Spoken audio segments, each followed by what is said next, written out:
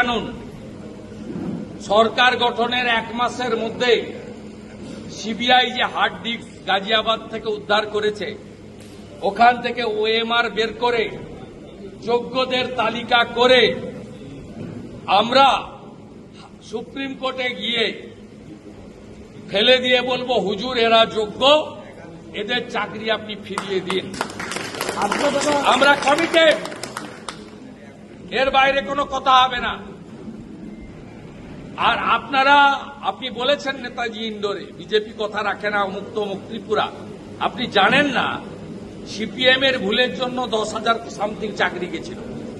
তাদের 1 বছর ধরে বিপ্লব দেব প্রাক্তন মুখ্যমন্ত্রীর সরকার মাসে 30,000 টাকা করে দিয়েছে এবং পরবর্তীকালে সুপ্রিম কোর্ট রাজি হয়নি পুনর্বিবেচনার জন্য।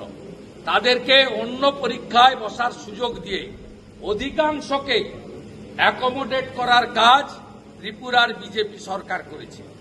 এই সরকার মানবিক, সেই কারণেই নরেন্দ্র মোদীজি 24 সালে একাধিক নির্বাচনী প্রচারে বলেছেন বিজেপি লিগ্যাল সাপোর্ট আপনাদের দেবে।